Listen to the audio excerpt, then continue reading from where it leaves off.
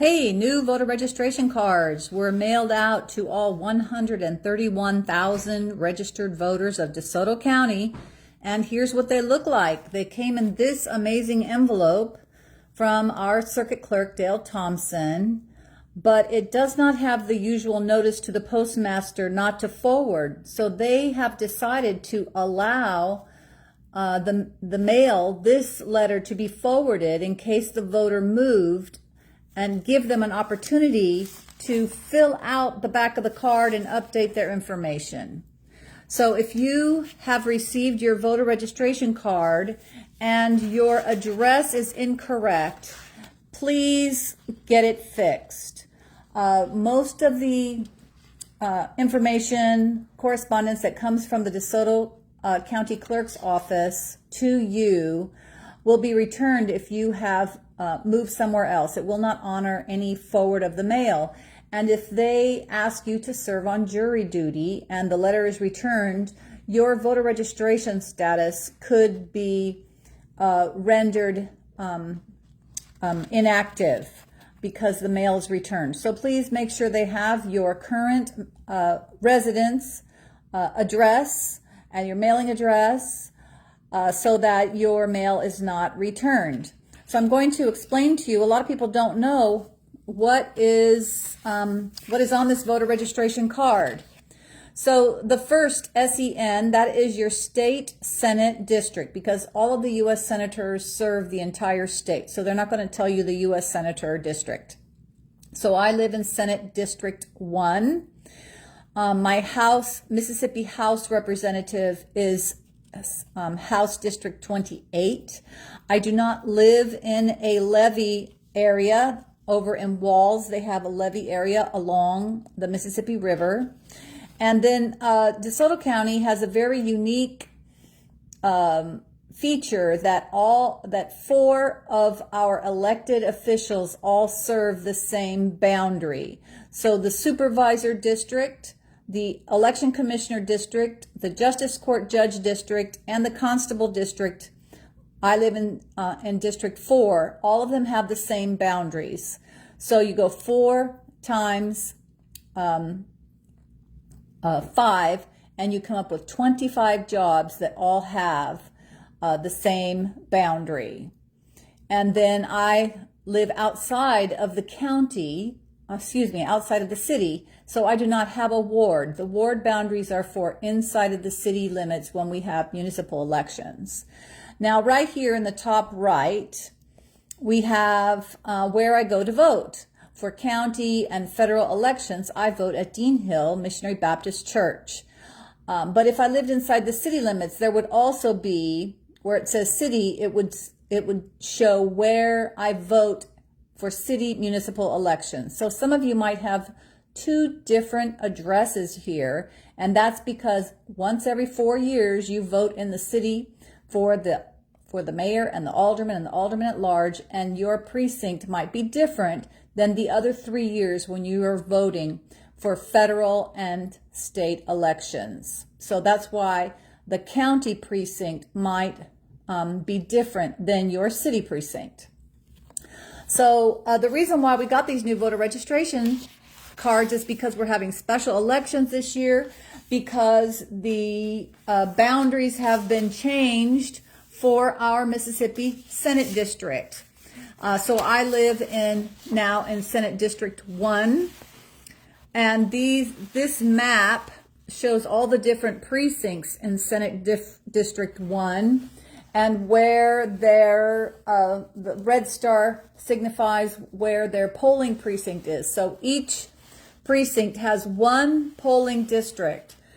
And if you're lucky, that polling district is inside of the precinct. Sometimes they're not. Sometimes they are outside. And so many of us don't know, well, what district do we live in now? For example, here's an area of Walls that is now in Senate District 11. It started in Quitman County, went up through Coahoma County, Tate County, Tunica County. Here it comes over into DeSoto County, goes through Walls. This is Senate District 11. It goes and grabs the southern part of Horn Lake, and it goes all the way across Interstate 55 to South Haven.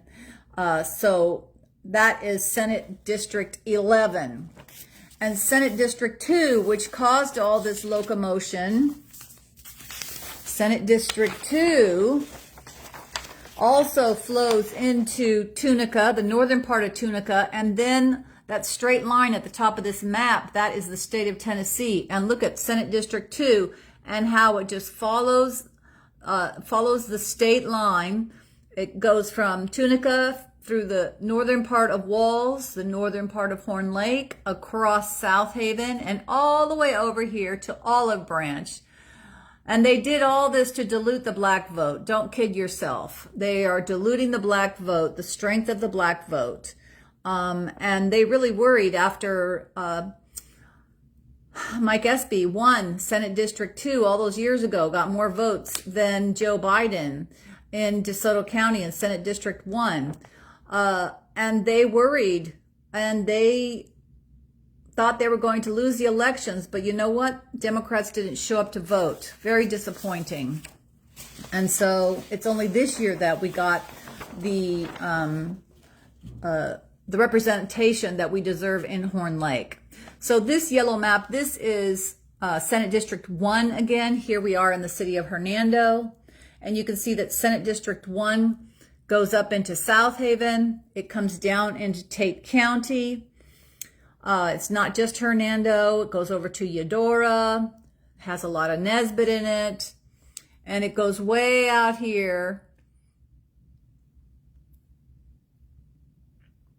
So this is Senate District 1, and this is why you get a voter registration card to tell you where do you live, which district do you live in. So right now, there are, on August the 5th, there are 3 primary elections that will be held at your voting precinct.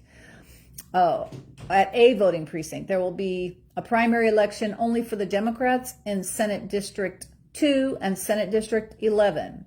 They have contested primaries.